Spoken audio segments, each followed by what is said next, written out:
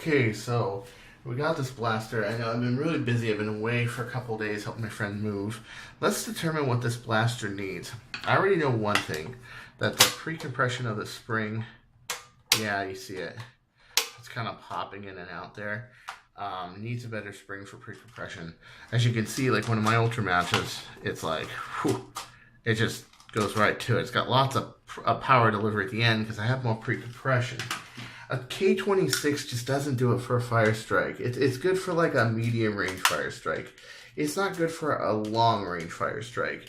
And the reason being is because the coils on a K26 are so close, and you have 1 inch of spring clearance. Okay, so you need to have a spring that within 1 spring of spring clearance, the coils are far enough apart that it's actually pressing against the plunger head. Okay, so this isn't my doing, this is a friend of mine's. And we're going to take this apart and we're going to determine what this thing needs. I've already determined that the barrel needs to be straightened out a bit. And probably needs a barrel sleeve. Let's see here. I'm going to open this up. He's got little screws in there. Yeah. Well, he's got all but 1 screw in there. Okay, so let's use the battery cage here. Back up here, into here.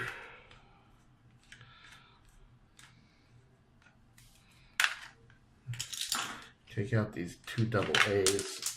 Get out of there. One of them's like stuck in here for some reason. I don't know why. There we go. And let's take this apart carefully. Okay, if I have something I'm stuck on. Am I going to be able to get this apart? Is this bound by paint? It might be, actually. Yeah, that's another thing when you guys are painting. Yeah. Got to be careful of that because it will make it hard to take apart again. There we go. There we are. Okay, so what we got here. Don't fall in there. That's my little spring cap. Okay, let's see what he did. Alright, first let's take the plunger rod apart. Not the plunger rod, the plunger assembly apart here. It's really in here for some reason. There we go. Okay, so this is from the light. This is from here. He glued this over here, and it looks like he hammer tapped some brass in here, but it's expanding into here. Okay, and let's see. We got part of a K26. Look how small this spring is. Wow. Yeah. So this isn't a lot of spring. I'm wondering, does this even like, hold on 1 second.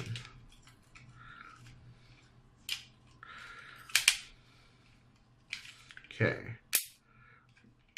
So yeah, look at that. It's got no, when it hits the front of this, it's got no pre-compression whatsoever. The spring is all the way out. Looks like a nice spring. I mean, it looks like a nicely built spring. It does. But it doesn't have, yeah, you know, it just doesn't have the pre-compression. And then also, take a look at this. This is like the older Ultramatch 1.0 design, where it just doesn't go directly to it. Right. Can I improve this? Sure, I can. So I'm going to improve this at the time being, and then ask him what improvements he wants on it, what he's willing to pay for, that sort of thing. But for right now, I'm going to just tune this up. Let me get some tools to do that. Okay, so you got a dented barrel like this, right? Okay, first thing you do is you want to, let me move this away from here. You want to centrifugally file to bring it forth. And this makes it so I'm not creating a high point or a low point anywhere. I'm just centrifugally filing because it was digging in. Okay. There's that. And you want to protect your barrel as much as possible. Protect your crown from getting dented, anything like that in battle, because if it does get dented, it's not going to be cool. Okay, there's that. So right now I'm just going to bring it up to code at 14K. I'll ask him if he wants any more upgrades, but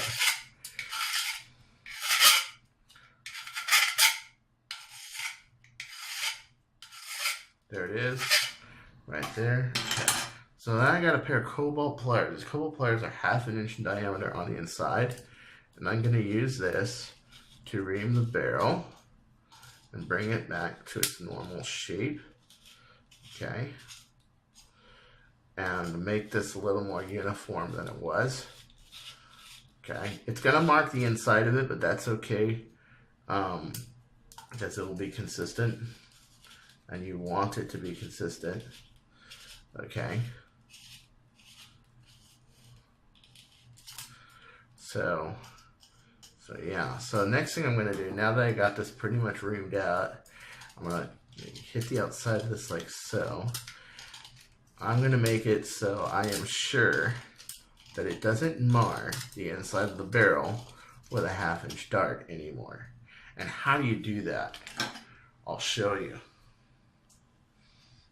Okay, so this is a 1/2 inch piece of stainless steel. It's 3/16 stainless. It does not bind to brass. It's about the same size as a dart. Now, this is about the ID of normal 17/32 brass. And what you do is you take it and you run it on the inside like so. And what this does is it evens out the brass on the inside. See? So I've already done the rough reaming with the pliers. Now I'm making sure that, oh yeah, this is the diameter. Oh yeah. Oh yeah. It's a little high here, low here. I am trying to fix a damaged barrel here. Not always easy to do, but I think I can accomplish it here. Okay. But as you can see, now it's not snagging at all. It's a little out of round at the moment, but I will fix that. But now it's not snagging at all. And when this fires out, it's going to be smooth. Like, I don't feel any resistance. I got this Stefan dart right here. I don't feel any resistance whatsoever, because I have taken all the edges that go in and making it so they don't. Okay? That is really important. So you have to take it, even it out as so. Take the high points and pinch them out of there. And essentially you're just going to make it round. And this takes a little bit more time to do. Okay. But what I have is now that the inside of it is even. It's perfectly even. I'm going to do one more step to this thing to make it so that this is even on the outside. And it will also help with performance quite a bit. I'm going to put a 9/16 sleeve on there. Okay, so there's that. Yeah, much nicer barrel now. Much nicer barrel. It's all the crown now. It's not just the inner surface of the barrel, but the outside, the front of it, how it leaves the barrel. Very important. Oh, sorry. Okay, so let's see here. So now we've straightened out our bore. I have a 9/16 countersink, and I'm going to slide that right on the front. What this does is it stabilizes the dart in the ear as it goes out. It will also fix my dented 17/32. So I have a gauge here that's 1/2 inch and then 17/32 on the outside. Okay. And what this does is it makes sure that the diameters are correct. See? So that the whole thing will fit in there. This should be able to sleeve 17/32 on the other side once it is done. It also centers the bore when I put it in. So let's say I want to do something like laminate it or glue it like I do my swan barrels. This is what I use right here, this gauge. Yep. So I got nice even crown there. There it is, right there. If I put a dart in here, yeah, it's just a little out. You see that? Just a little out there, so when the air escapes and goes around the lighter 9/16 bore, it goes around the dart and flies out. Now, with this, you can see this K26 right here. Now, the way I do blasters is I will move up the whole plunger. I will move it up to the point where this would be way up here. Now that gives me more air volume. I'm gonna have to ask him if I can do that, if I should do that or not on this.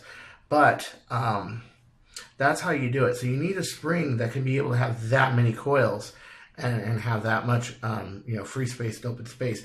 And a K26 just does not have that, and that's why I don't use K26s for Firestrikes.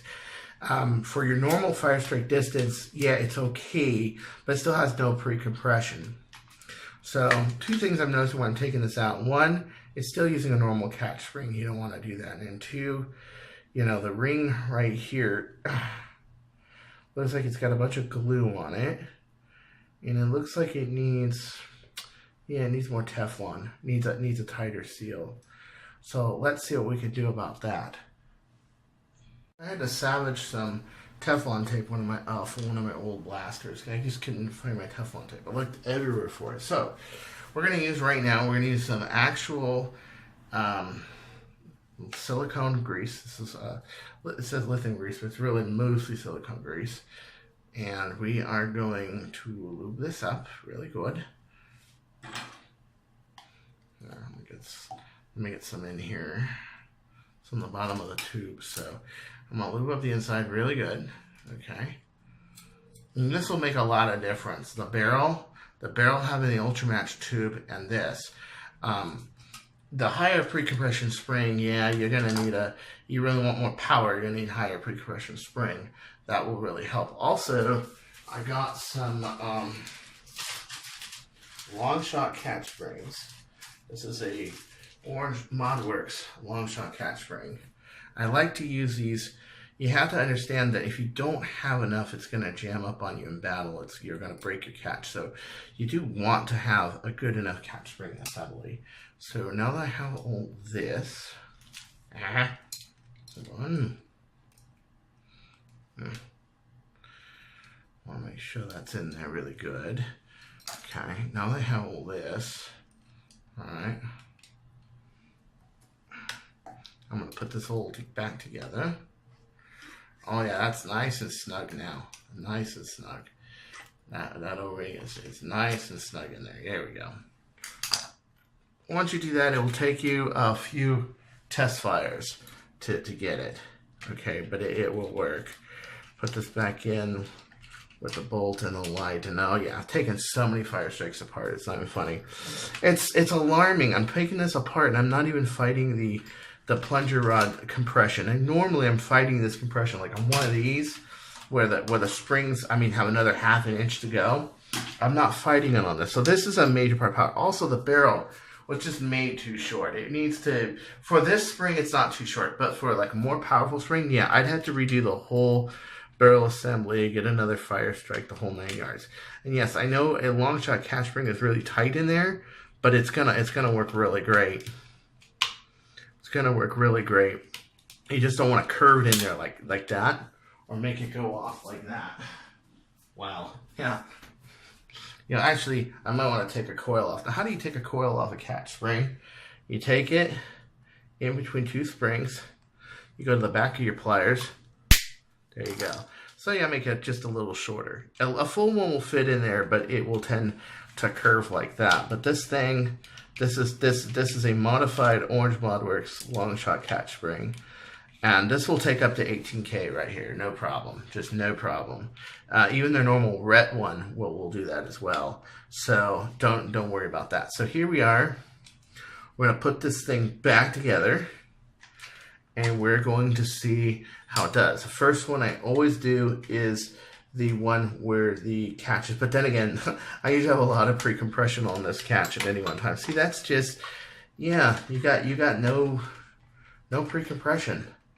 It needs a spring with more pre-compression, but let's try it without, and let's ask him what else he wants me to put on this, and then we'll make a part 3 if he wants me to do more work on this, which I can, and it would really kick ass, but it will take a little bit of an investment to do that. Let's see here. What I do with these, and his is black. It still throws me off because he painted his black. What I do with these is I roll these on here. If it'll roll on here. I roll these on here, okay? And then I'm doing it. So right now I wanted to do number 2, just bringing us a Firestrike to coat. Just to coat, just 14 kilograms, K26 to coat, you know.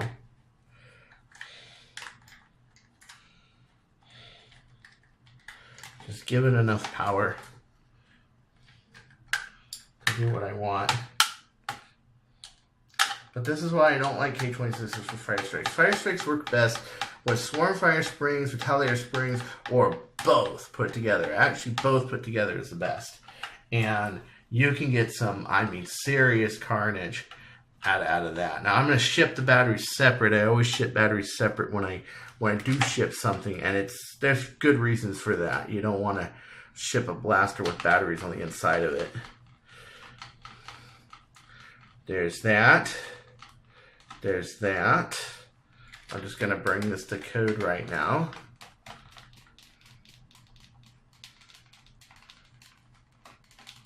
Just close the whole thing back up and show what it's like if it's done properly. And there wasn't really much wrong with it, except for I can tell you that it's using Ultra Match version 1.0, which basically is taking the air and slingshotting it around, back, and over into the air, as where 1.1 and 2.0 like this will take the air and it will go straight. Like if I shine a light in there, I can see the plunger head. That's what 1.1 and 2.0 is. It's ZDS. There's zero to space. It's direct to the plunger. It'll fire really great. Now let's try to find a pen or something and load this thing. Let's see here. Got a little bit of stronger catch to it. Let's load it on the top, like so, down to the bottom, and it's better. It's better. It's not great and wonderful, but it's better. It's definitely better. I like that. And that click, you really hear it go clank. It's really holding that catch. Okay. All right. So let's aim at the tail again. Not bad. Not bad. It's probably doing about 130, 140 feet per second. It's not bad. But now let's load this same dart into a 23K Ultra Match. No, well, hold on. I gotta two-hand this thing. There's no way I can do that with one hand. Okay.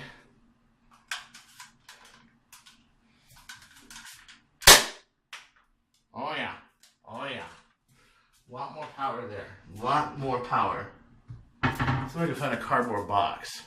So let's try with a K26 Firestrike. Brass. Okay. Let's pen load this. Okay, so here is a normal worker box right here. See?